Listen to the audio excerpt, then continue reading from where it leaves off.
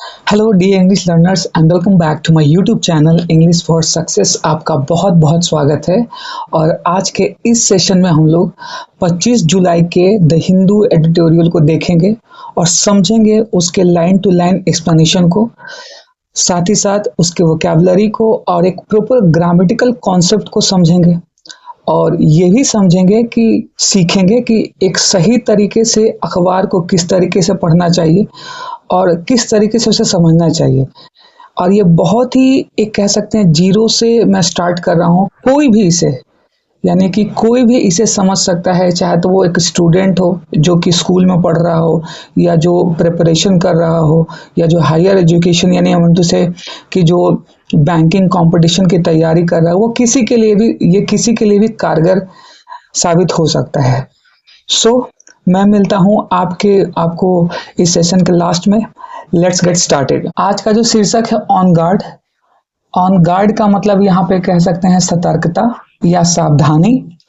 On India and the Qdenga dengue vaccine, यहाँ पे editor समझाना चाह रहा है कि भारत और क्वेडेंगा डेंगू वैक्सीन पर क्या है, सतर्कता बरतने की जरूरत है, यानी कि सावधानी बरतने की जरूरत है।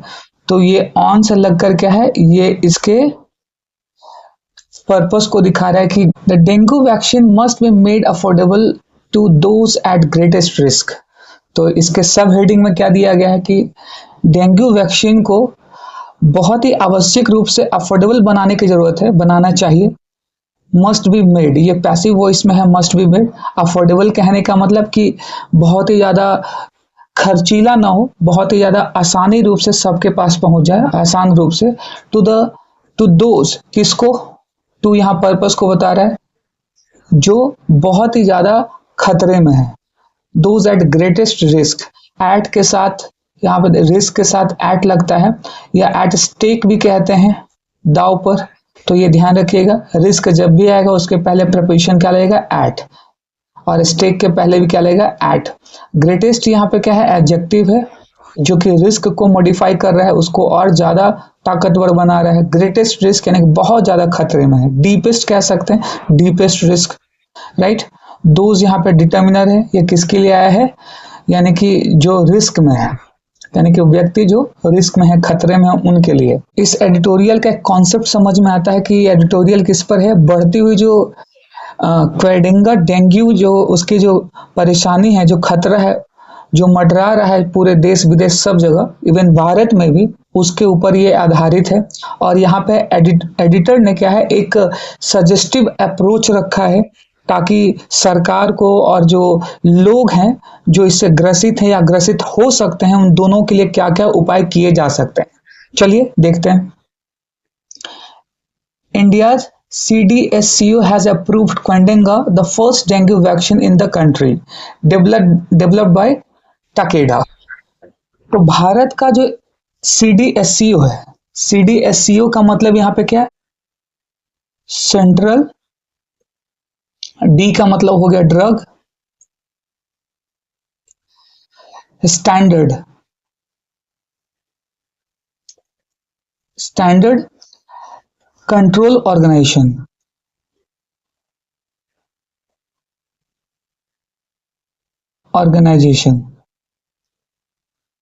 यानी इसको हिंदी में क्या कह सकते हैं, केंद्रीय औषधि मानक नियंत्रण संगठन। तो ये रहा CDSCO का फुल फॉर्म, आप इसको ध्यान में रखेंगे। तो भारत के आप देख सकते हैं यहाँ एपोस्ट्रोफी एस का लगा हुआ है, एस लगा हुआ है, यानी जेनेटिव केस, इसके पहले भी नाउन और इसके बाद में भी नाउन। तो ये एक संस्था का नाम है, तो ये भी एक नाउन है। इसका वर्ब यहाँ पे हैज, अप्रूव्ड प्रेजेंट परफेक्ट का टेंस है, जिन्होंने ये अप्रूव किया है, अनुमोदित किया है, घोषित किया है, ठीक है। क्या किया है, क्वेडेंगा क्या है, एक वैक्सीन है जो कि पहली बार इस कंट्री में क्या है, लाया गया है, और इसको डेवलप किया गया है टाकेडा के द्वारा। डेवलप का मतलब बनाया जाना, ठीक है। इसको बनाया गया है किसके द्वारा, टाकेडा के द्वारा। टाकेडा क्या है, टाकेडा एक जापान की कंपनी है, मेडिसिन कंपनी है, जिसने इस वैक्सीन को यानी कि क्वेडेंगा को बनाया है। ओके, आगे देखते हैं। अनलाइक, दूसरा सेंटेंस यहां से स्टार्ट हो रहा है, अनलाइक प्रीवियस वैक्सीन, यानी कि वो जो पहले वैक्सीन बनाया गया था उससे वो उलट है, उसके जैसा नहीं है। It does not require prior dengue screening, इसको जरूरत नहीं है। इट डजेंट रिक्वायर, इट किसके लिए आया है, स्क्वेंडेंगा के लिए। इसको जरूरत नहीं है स्क्रीनिंग करने की, टेस्ट करने की, जांच करने की। स्क्रीनिंग का मतलब यहाँ पे क्या हो गया, जांच या टेस्ट। प्रायर का मतलब पहले, प्रायर यहाँ पे क्या है, एडजेक्टिव है, इसका मतलब होता है पहले, यानी कि इस डोज को देने से पहले इसको जांच करने की जरूरत नहीं होती। यानी कि कहा जा रहा है कि ये वैक्सीन जो देना होगा लोगों को जो ग्रसित हैं या जो ग्रसित होने वाले हैं क्वेंडेंगा, उसको उसकी जांच करने की जरूरत नहीं है। हाउएवर, फिर भी, हाउएवर क्या है, कॉन्ट्रास्ट को दिखाता है। हाउएवर का मतलब होता है दो, ओल दो, हालांकि, तथापि, बट का भी यूज किया जाता है, ठीक है, नॉनदलेस, इस तरीके से। Concern remain about it's effectiveness against certain dengue stereotypes, particularly DNV3, which is becoming more prevalent. यहाँ पे चिंता जो हमेशा बनी रहती है, यानी बनी हुई है, कंसर्न का मतलब यहाँ पे चिंता कह सकते हैं या सोच जो कह सकते हैं, बनी है किसके बारे में, अबाउट इट्स इफेक्टिवनेस, इसके प्रभाव के बारे में, है ना। इट्स यहाँ पे क्या है, पॉजेसिव एडजेक्टिव है, और इफेक्टिवनेस यहाँ पे क्या है, नाउन है, ठीक है। अबाउट यहाँ पर प्रपोजिशन। तो एडिटर कह रहे हैं हालांकि परेशानी जो है, चिंता जो है अभी तक बनी हुई है, अगेंस्ट किसके खिलाफ, सर्टेन डेंगू स्टीरियोटाइप, यानी कि कुछ निश्चित जो डेंगू स्टीरियोटाइप है। स्टीरियोटाइप का मतलब प्रकार, उप प्रकार, जिसको वेरिएंट कह सकते हैं, टाइप्स कह सकते हैं। इसका उल्टा क्या हो जाएगा, एंटोनिम्स, यूनिफॉर्म्स और सेमनेस, यानी कि एक समान वाले। तो लेखक यहाँ पे कह रहे हैं कि हाउएवर, फिर भी अभी परेशानी बनी हुई है, किसको लेकर, सर्टेन डेंगू स्टीरियोटाइप, यानी कि कुछ जो निश्चित प्रकार के जो डेंगू है उसके खिलाफ अभी तक परेशानी बनी हुई है। पर्टिकुलरली, खास करके, ये एडवर्ब है, पर्टिकुलरली खास करके DNV3। DNV का मतलब यहाँ पे हो गया डेंगू वायरसेस। DNV का मतलब आप यहाँ पे समझेंगे, DNV का मतलब यहाँ पे क्या होगा, डेंगू वायरसेस। डेंगू के जो वायरसेस हैं उसके खिलाफ अभी भी क्या है, मतलब परेशानी बढ़ी हुई है। Which is becoming more prevalent, जो कि लगातार क्या है, प्रचलित होता जा रहा है, बढ़ता जा रहा है। प्रिवलेंट का मतलब प्रचलित, यहाँ पे इसका सिनोनिम्स क्या होगा, वाइड स्प्रेड, कॉमन, यानी बढ़ता हुआ, जो आम बात हो गया, यानी कि लोग अभी से ग्रसित हो रहे हैं। इसका जो एंटोनिम्स है वो क्या होगा, रेयर और uncommon. I hope it is clear. Which यहाँ पे क्या है, कंजंक्शन है, यानी कि इसका ये विच किसके लिए आया है, इस डेंगू वैक्सीन के लिए आया है, और इसका ये सब्जेक्ट है, इसी के लिए आया है, DNV3 के लिए, और ये प्रेजेंट कंटिन्यूअस में है। मोर यहाँ पे क्या है, एडवर्ब है, प्रिवलेंट यहाँ पे एडजेक्टिव है, okay. The vaccine requires two dose and may not protect seronegative individuals who receive the first dose before potential exposure.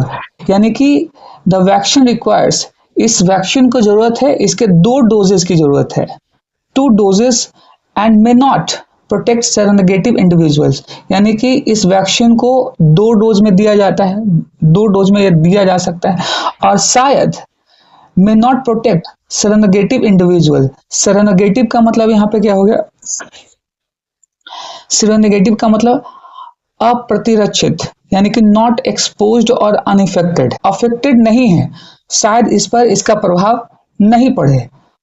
और आगे क्या, who receive the first dose before potential exposure, यानी कि उनको ये दिया जाना चाहिए जो पहला जो प्रभाव, पोटेंशियल एक्सपोजर जिसमें दिखे, जिसमें वो सिम्टम दिखे, उसके पहले इसको फर्स्ट डोज मिलना चाहिए, राइट। एडिशनली, और आगे साथ ही साथ, एडिशनली यहाँ पे एडवर्ब है, ठीक है। इट्स किसके लिए आया है यहाँ पे, डोज के लिए। Cost and the challenge of ensuring follow up does for mobile population could hinder it's effectiveness. It's यहाँ पे किसके लिए आया है, ये DNV3 के लिए आया है, ध्यान रखिएगा, ये DNV3 के लिए यहाँ पे क्या है, इट्स का यूज किया गया है यहाँ पे। तो आगे कहा जा रहा है, it's cost and the challenge of ensuring follow up, इसकी जो लागत है और इसके सामने जो परेशानी है इसको फॉलो अप करने का। फॉलो अप करने का मतलब इसको हर लोगों तक पहुंचाना, इसको हर एक जो urban area, semi urban area जहाँ पे ये फैले हुए वहां तक पहुंचाना, उसको इंश्योर करना, सुनिश्चित करना। 10 for mobile population, mobile population कहने का मतलब जो बढ़ती हुई जनसंख्या है, यानी मूव करने वाली जनसंख्या जो इधर उधर मूव करती रहती है, उसके लिए कुड हिंडर कहने का मतलब उसके लिए क्या है, बाधा पैदा कर सकती है। इट्स अफेक्टिवनेस, इसके प्रभावपूर्ण स्थिति को देखते हुए मैं फिर से इसको एक्सप्लेन करता हूँ।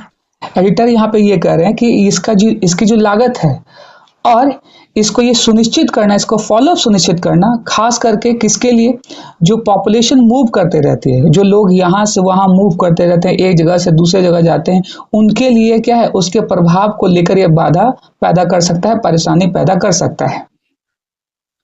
The government must ensure affordability and robust rollout strategy to maximize impact.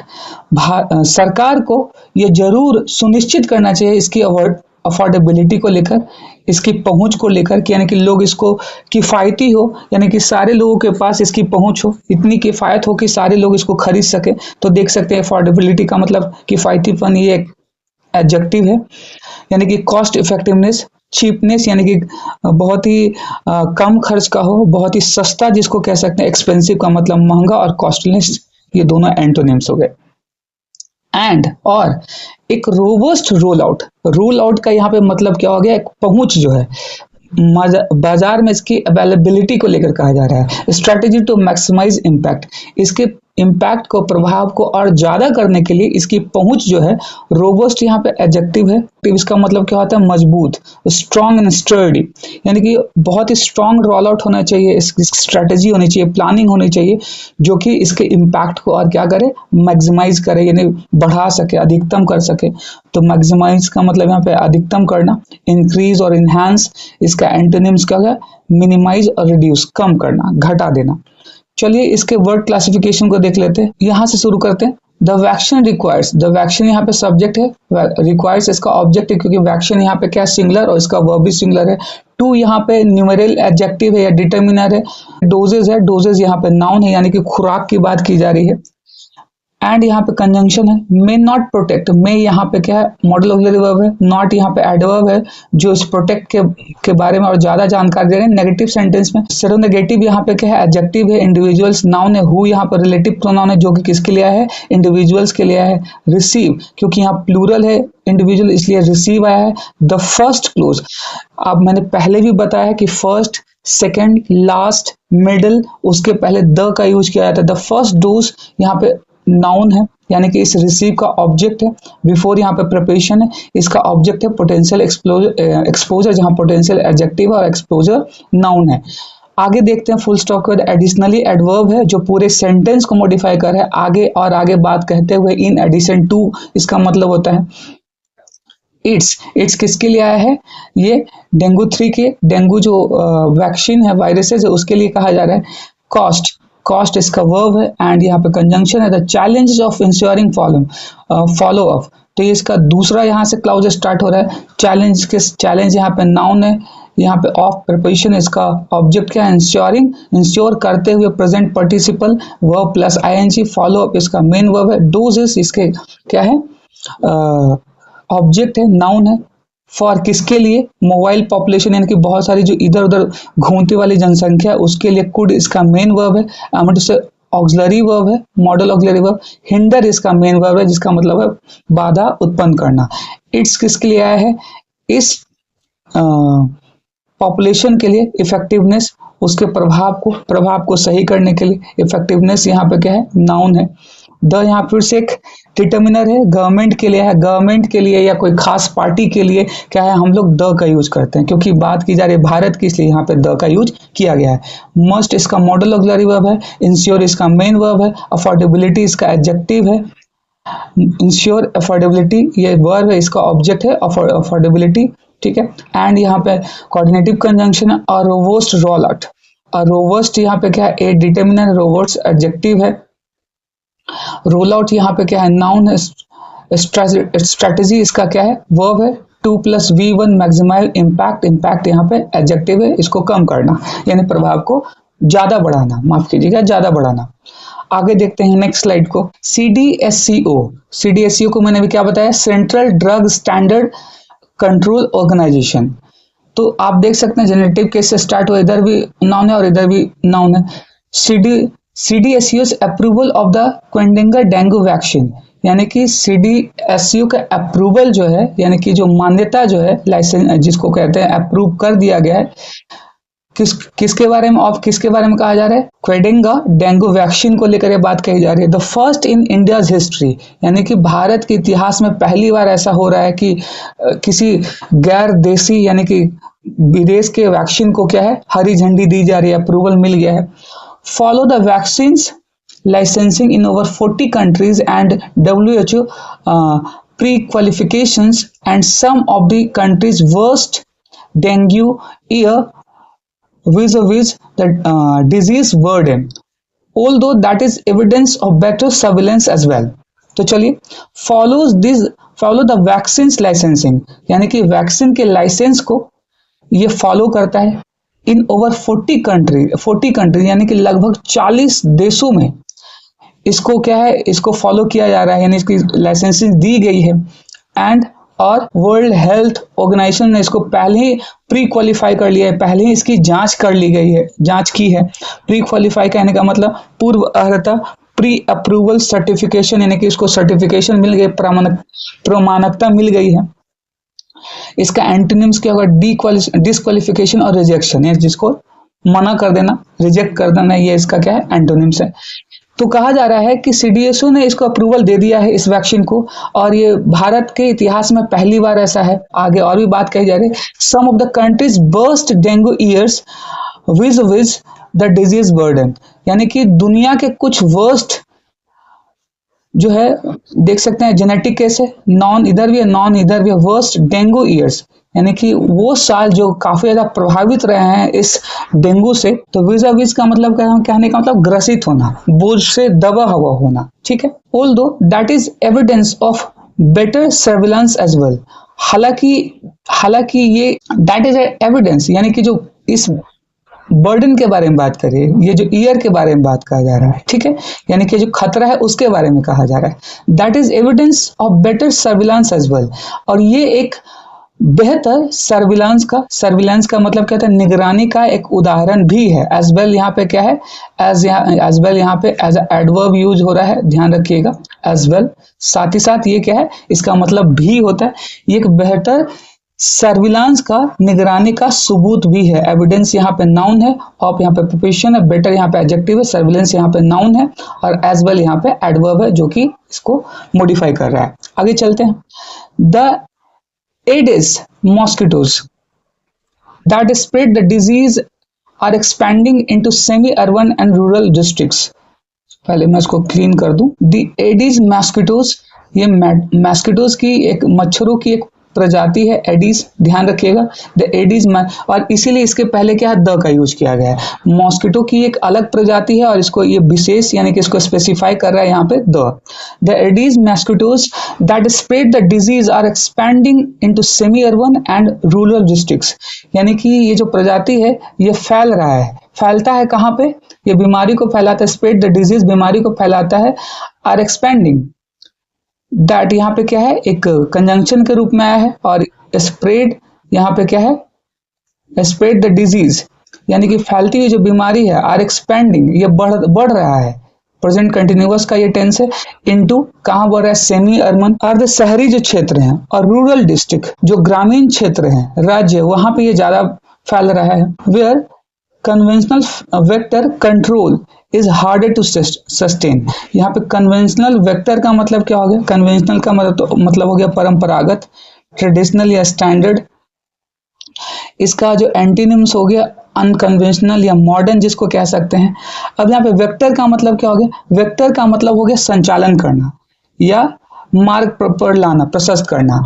तो ये जो परंपरागत जो एक कार्य है उसको कंट्रोल करना, इज हार्डन टू सस्टेन, यह बहुत मुश्किल हो गया उसको सस्टेन करना, बनाए रखना, किसके लिए, सरकार के लिए।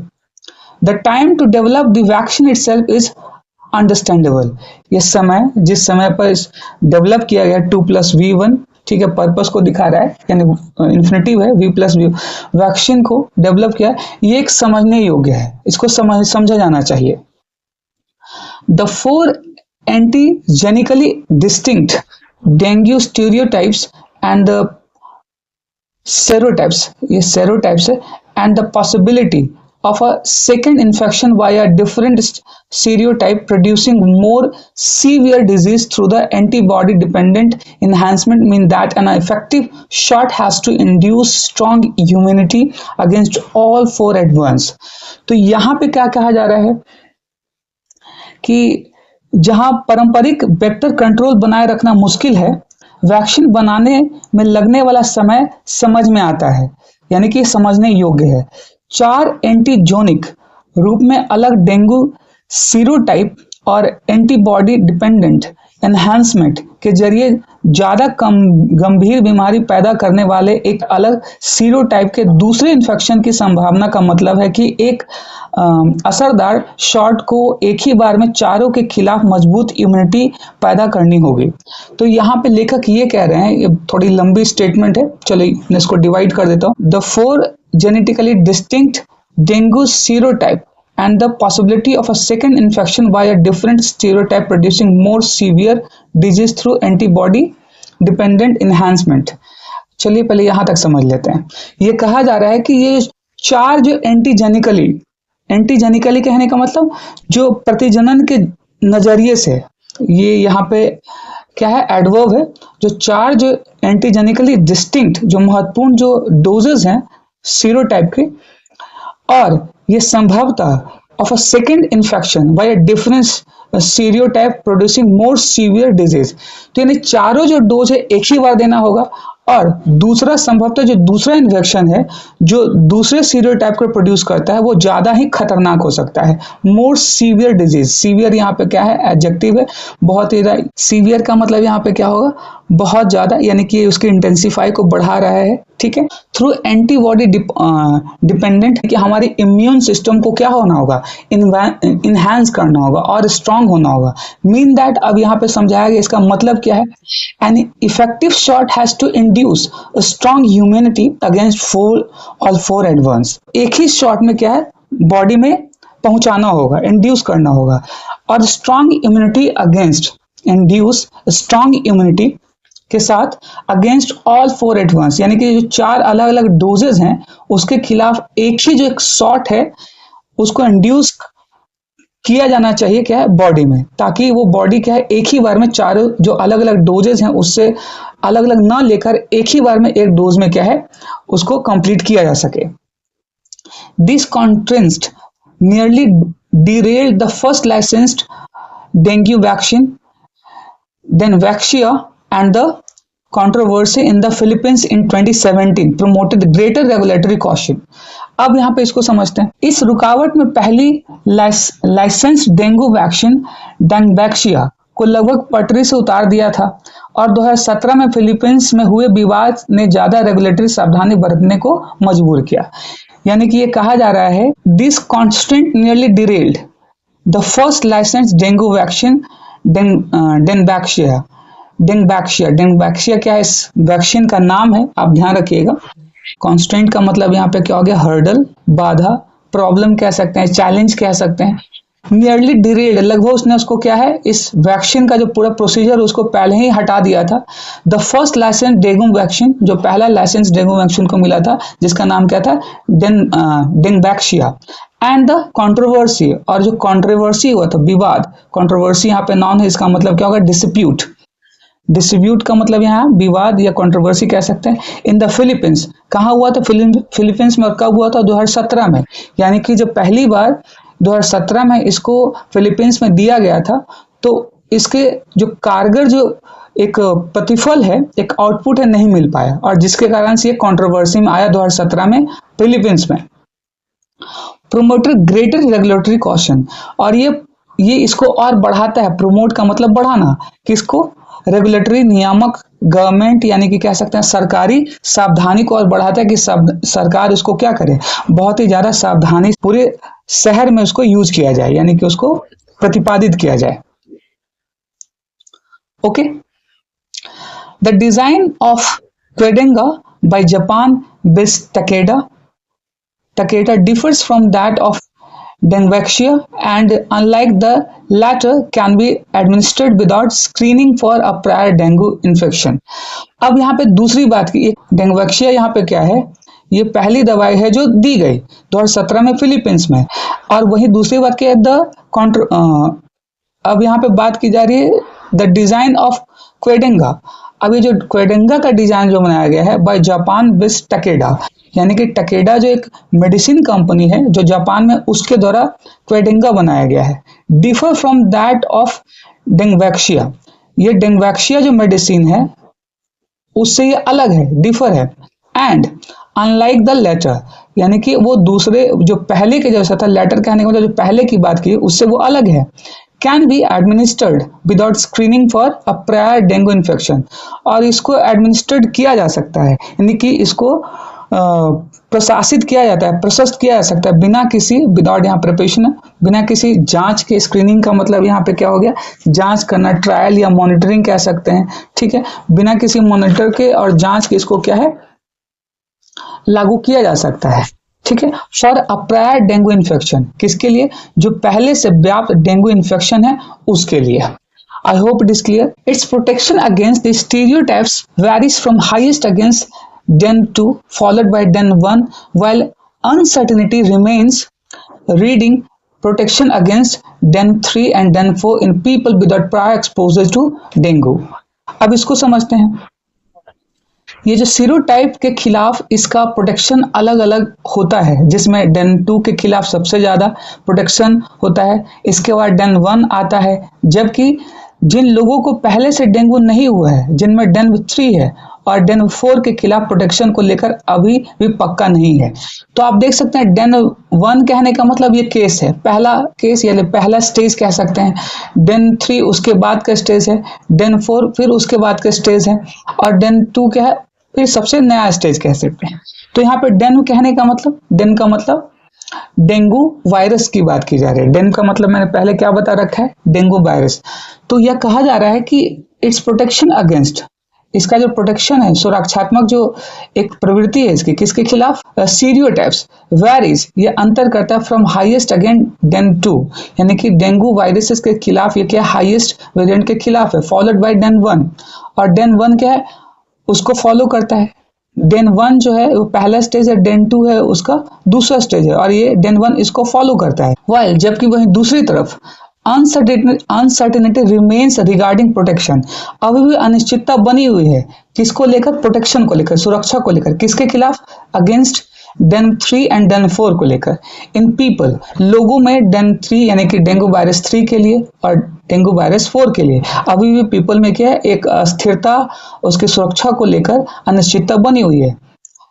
Without prior exposure to dengue, यानी कि बिना उसके पूर्व एक्सपोजर के, यानी कि कोई सिम्टम्स के डेंगू के, उसके लिए। दिस इज कंसर्निंग, ये चिंताजनक है। दिस इज कंसर्निंग कहने का मतलब ये चिंताजनक, यहाँ फुल स्टॉप, यहाँ दूसरा सेंटेंस स्टार्ट हो रहा है। This is concerning because while den 2 is more common in India, ये बहुत ही चिंताजनक है क्योंकि ये जो, जबकि डेन 2 जो है वो बहुत ही ज्यादा कॉमन है भारत में। यहाँ डेन 1 नहीं, डेन 3 नहीं, डेन 4 नहीं, डेन 2 जो बहुत ही कॉमन है भारत में। डेन 3 प्रिवलेंस इज इंक्रीजिंग, अब डेन 3 का जो प्रिवलेंस यानी प्रचलन जो है वो क्या भारत में बढ़ रहा है, ठीक है। फ्रीक्वेंसी कह सकते हैं, डोमिनेंस कह सकते हैं, प्रभाव कह सकते हैं, इसका जो एंटोनिम्स है रेयरिटी और स्कार्सिटी, कमी होना, घटना। प्रोटेक्शन का मतलब सुरक्षा, स्टीरियोटाइप्स का मतलब उप प्रकार यानी वेरी, जिसको वेरिएंट। अनसर्टेनिटी का मतलब अनिश्चितता, जिसको अनप्रिडिक्टेबिलिटी कह सकते हैं, डाउट कह सकते हैं, इसका एंटोनिम्स क्या होगा, सर्टेनिटी और एश्योरेंस, यानी कि निश्चित रूप से। If the den 3 stereotype dominates the 2026 monsoon season, Quadringa's impact could be substantially lower than anticipated, especially if May recipients are dengue native.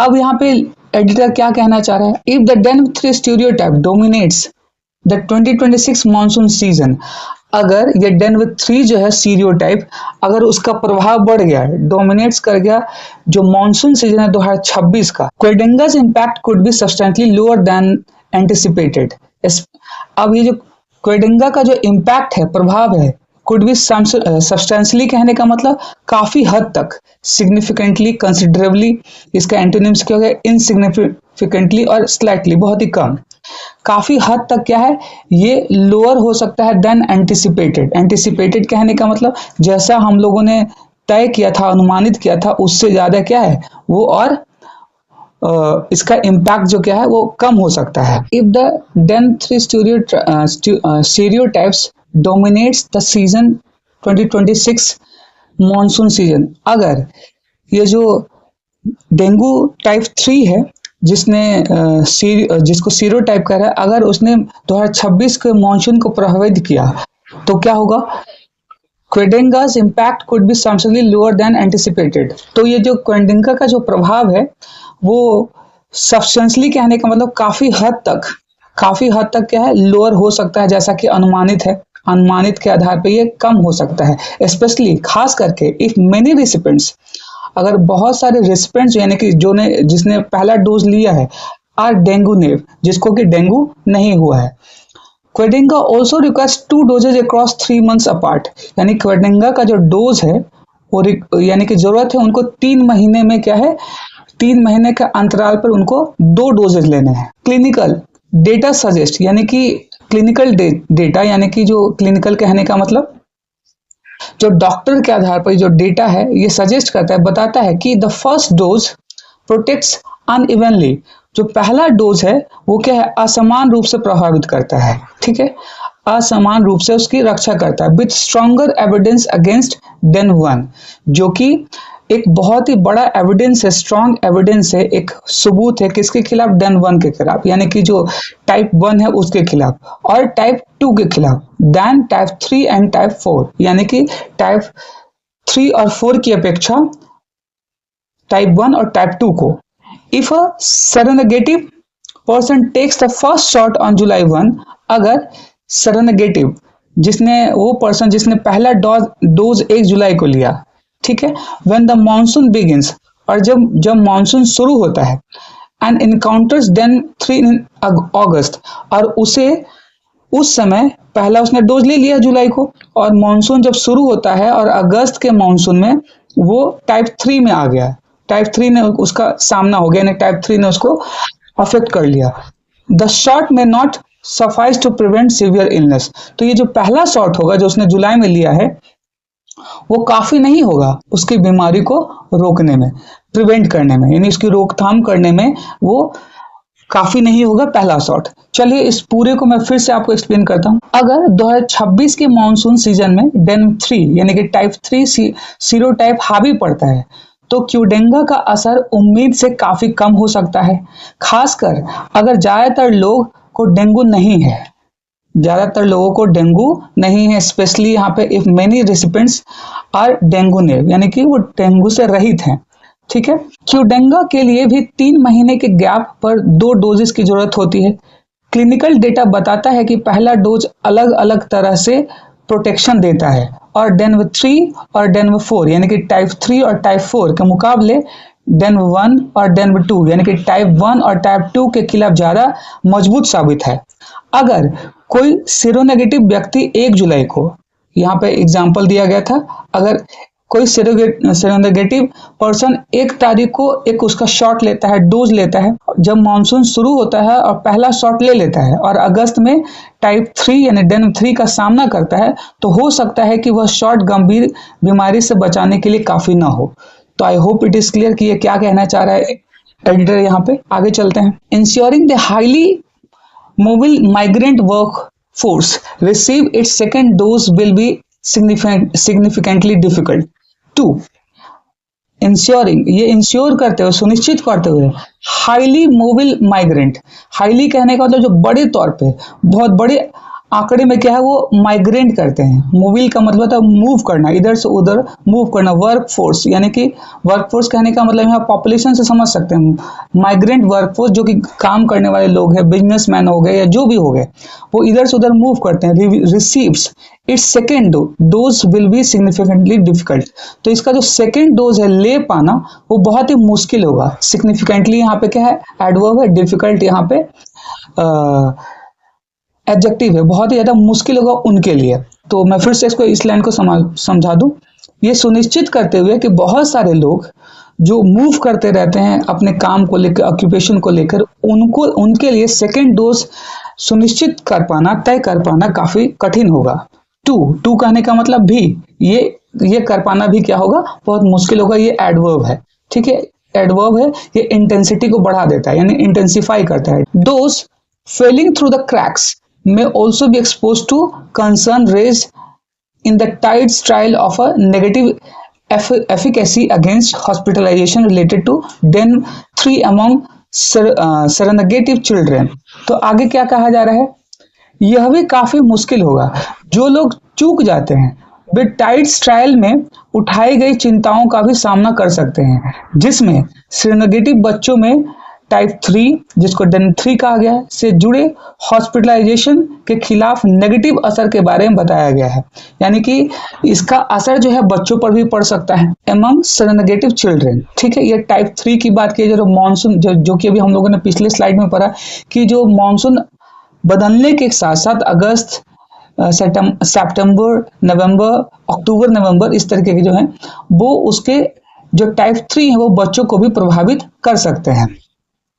Finally अंततः फॉलोइंग टकेडास बात की जा रही है टकेडा के टीयर्ड की, यानी कि वो जो उसके जो एक टाइप है, स्तरीय जो है, ग्रेड जो है, उसकी बात की जाए। फॉलोइंग कहने का मतलब जो कि हम पीछे ही बात कर रहे थे टकेडा की, जो जापान की एक कंपनी जिसने इस मेडिसिन को बनाया है, और उसी बात को आगे भी कहा जा रहा है। टकेडास टीयर्ड, उसका जो एक कह सकते हैं ग्रेड है, उसकी बात की जा रही है। वर्ड मीनिंग को देखते हैं। मोबाइल का मतलब, इसको मोबाइल भी पढ़ा जाता है, मोबाइल भी पढ़ा जाता है। चलायमान, मूवेबल, पोर्टेबल, इमूवेबल और स्टेशनरी, जो स्थिर है। माइग्रेंट का मतलब प्रवासी, इधर उधर घूमने वाले, यानी कि, और इसका मतलब क्या होगा, रेसिडेंट और सेटल, स्थित या व्यवस्थित। सिग्निफिकेंट का मतलब महत्वपूर्ण रूप से, ये एडवर्ब है। इंपॉर्टेंटली और नोटेबली इसका सिनोनिम्स है। इनसिग्निफिकेंटली और स्लाइटली, ये अमहत्वपूर्ण, और जो तुच्छ है यानी कि ज्यादा इंपॉर्टेंट नहीं है, ये इसका क्या एंटोनिम्स है। एफिकेसी का मतलब प्रभावशीलता, एडजेक्टिव है, जिसको इफेक्टिवनेस और पोटेंसी कहते हैं। इसका एंटोनिम्स क्या होगा, इनइफेक्टिवनेस और फेल्यूर। हॉस्पिटलाइजेशन का मतलब अस्पताल में भर्ती, ये नाउन है। एडमिशन, इम्पेशेंट केयर, और इसका जो एंटोनिम्स क्या होगा, डिस्चार्ज और रिलीज, उसको बरी कर देना, रिहा कर देना, या उसको अस्पताल से फ्री कर देना भी कह सकते हैं, ठीक है। टीयर्ड का मतलब क्या, स्तरीय, लेयर्ड और ग्रेडेड, यूनिफॉर्म, फ्लैट, एक निश्चित और एकदम स्थिर कह सकते हैं, फ्लैट। तो बात की जाए फॉलोइंग टकेडास टीयर्ड, जो टकेडा का जो टाइप है ना, टाइप है, एक उसका ग्रेड है, उसके बारे में बात की।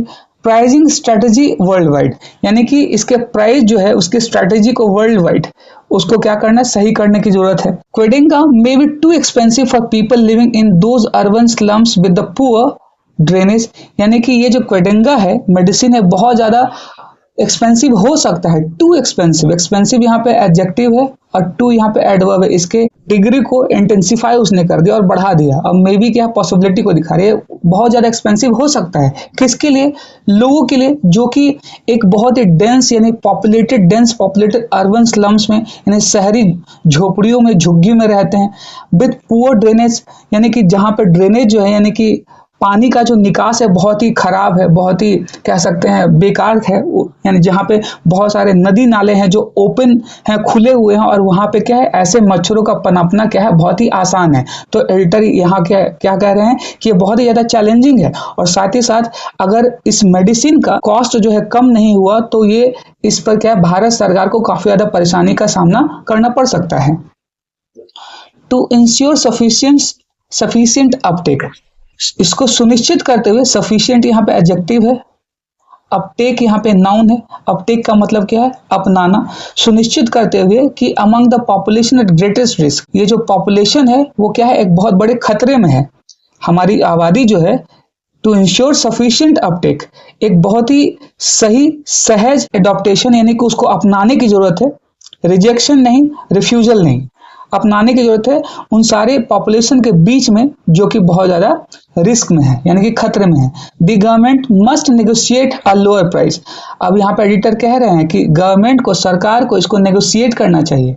नेगोशिएट का मतलब क्या हो गया, समझौता करना। डिस्कस, बार्गेन, रिजेक्ट और रिफ्यूज, मनाही कर देना। सरकार को चाहिए कि ये इसको समझौता करे बहुत ही कम प्राइस पर, बहुत ही कम लागत पर। इन द एंड और अंत में administering a dengue vaccine properly in a population is no less tricky than developing a vaccine against dengue, and the Qdenga rollout should give no cause for complacency। तो आगे क्या कह रहे हैं, सरकार को कीमत पर, कम कीमत पर मोल भाव करना होगा, और आखिर में, अंत में, आबादी में डेंगू वैक्सीन को ठीक से लगाना डेंगू के खिलाफ वैक्सीन बनाने से कम मुश्किल नहीं है। तो एडिटर ये भी कह रहे हैं कि इतनी सारी आबादी को डेंगू के टीके लगाना डेंगू के वैक्सीन को बनाने से कम रिस्की नहीं है, कम बहुत ज्यादा, यानी कि उससे कम मुश्किल नहीं है। और क्यूडेंगा के रोल आउट से आराम करने की कोई वजह नहीं होनी चाहिए, यानी कि इस खतरे को सरकार को बहुत ही सीरियस तरीके से लेना चाहिए और इसको इजी नहीं लिया जा सकता। ठीक है, कॉम्प्लीमेंट्री कहने का मतलब संतुष्टि, आत्मसंतोष, सेल्फ सेटिस्फैक्शन, स्मगनेस भी कह सकते हैं, विजिलेंस और अलर्टनेस, यानी कि प्रॉम्प्टनेस जिसको कह सकते हैं, सचेत होना। तो ये एक क्या है, एक सजेस्टिव रवैया यहाँ पे एडिटर ने दिया है किसके खिलाफ, ये जो क्वेंडेंगा जो डिजीज है, डेंगू जो है, मच्छरों से होने वाली जो बीमारी है उसको लेकर, और ये एक प्रकार की चेतावनी है, एक प्रकार की एक सजेस्टिव एडिटोरियल है जो एडिटर के द्वारा यहाँ पे सरकार के लिए रखा जा रहा है। आई होप कि आज का सेशन आपको समझ में आया होगा। आज के लिए इतना ही, मिलते हैं अगले सेशन में एक और एडिटोरियल के साथ, एक और डिटेल एक्सप्लेनेशन के साथ। तब तक के लिए सुरक्षित रहिए, सावधान रहिए और अपना ख्याल रखिए। नमस्कार।